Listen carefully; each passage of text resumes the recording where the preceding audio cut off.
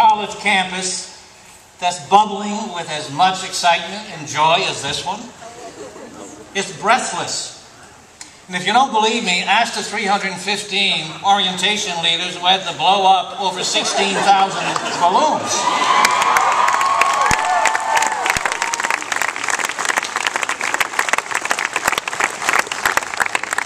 Thank you very much, Dean Moore. This ceremony welcoming the freshman class is as old as Elmira College itself. It has been the honor and privilege of the President to extend from the entire Elmira College community greetings and salutations to the newest members of our college community, our students, and our parents. With your arrival today and our upperclassmen this weekend and our faculty returning to begin teaching, we become, in every sense of the word, a real college. As you can see the many states and national flags represented here, you are arriving from 35 states and 31 countries. There is a stained glass window in the student center from the old alumni hall. And it says, "A true unity in diversity."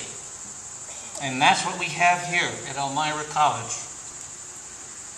I want to recognize a special group of students and staff, our orientation leaders, who have worked so hard and so thoughtfully to prepare you, our new freshman class, the legendary class, for your arrival. Please rise, orientation leaders, and accept our applause in our appreciation.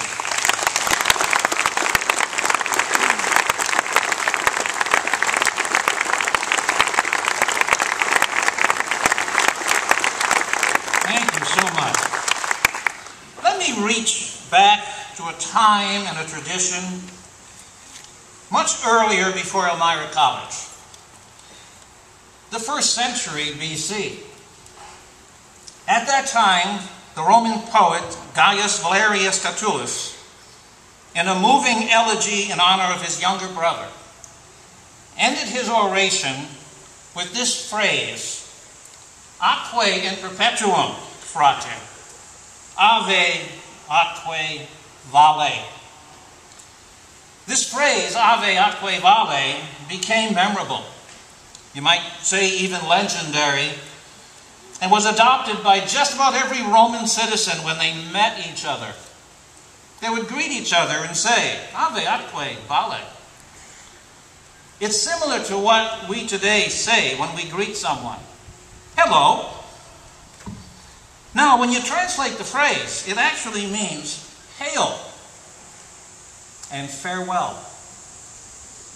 Not just hello and welcome, but at the same time, goodbye. Have a pleasant journey.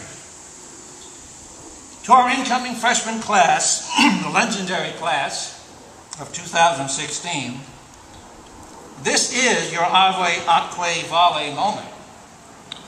Ave, hail, greetings, and vale, goodbye to your younger years.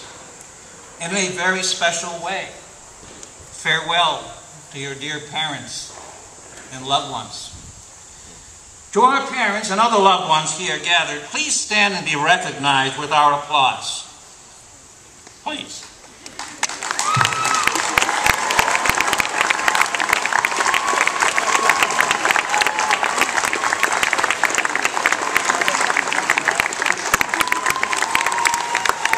Ave, truly a warm welcome into the Elmira College family, but also soon, vale. May your journey home from Elmira today be safe and satisfying.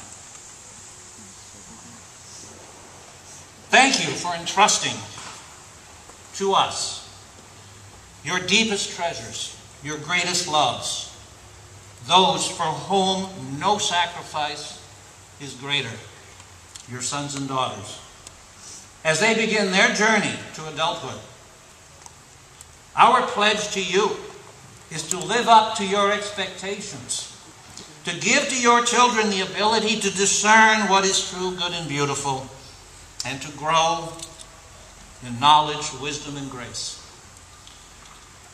To you young men and women, the legendary class of 2016, please stand.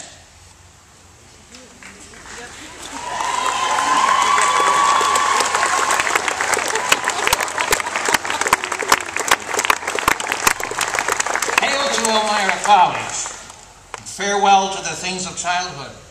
Now please thank with your resounding applause your parents and all those who care so much for you, for what they have done to bring you to this moment.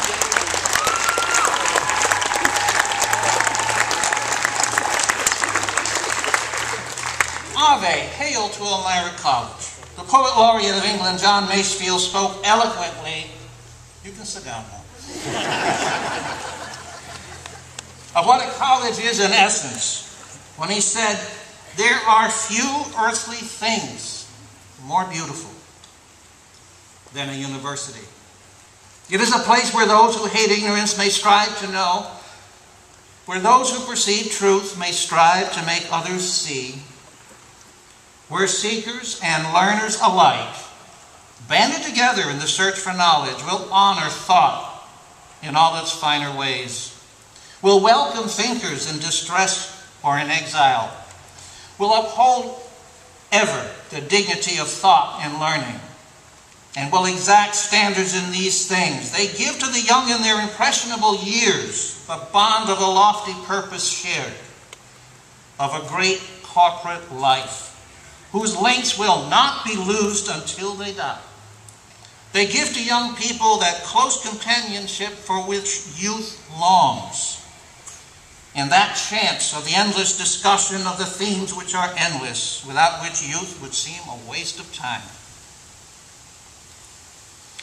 Your commencement will come quickly, at which time you will say volley to Elmira College, your alma mater, and become proud alumni.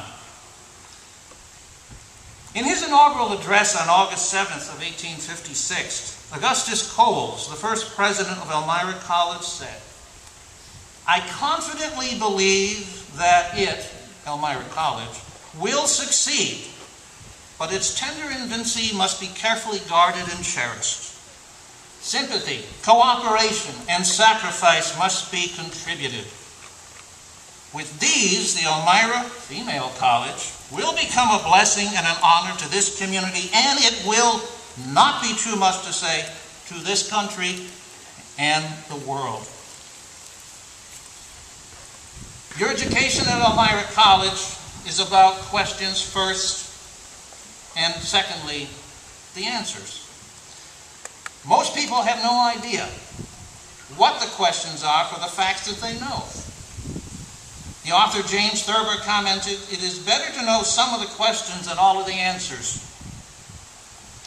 The Nobel physicist Leon Lederman was fond of saying, "If the universe is the answer, what is the question?" For sure, in coming to Elmira College, you entertain such questions as, what do I want to major in? What do I want to do with my Elmira College education after I graduate? What kind of job do I want in order to earn a living, and so on? We're going to introduce you to a very basic question, and it's an ancient one. When Socrates says, "Know yourself. Who am I?" Aristotle, the great philosopher, began his metaphysics with a suggested answer. All men by nature desire to know. He didn't say that man by nature is a bundle of facts or data, that he is a way of earning a living. It's a question. Who am I? Human nature is to be inquisitive, beginning with yourself. Facts don't inspire or excite the imagination. Insight and truth captures our attention. Samuel Clemens, also known as Mark Twain, is Elmira College's patron saint. He had a way with words. Mr. Clemens had a young daughter, Olivia Susan Clemens. He called her Susie. In 1885, at age 13, she began the biography of her famous father, then aged 50. and at the height of his fame. Her biography suddenly ended in an incomplete sentence. Her biography of her father was never finished. The biography was entitled Papa. Susie died so young, so early, so tragically at age 24 from spiral meningitis. But she was very close in age to many of you when she wrote her biography.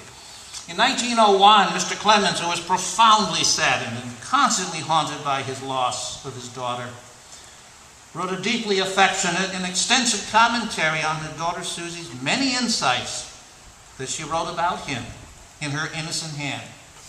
He was astonished especially, not by her mastery of facts and details, but by her native inquisitiveness, by her questions. She asked her mother, "Mama, what is it all for?"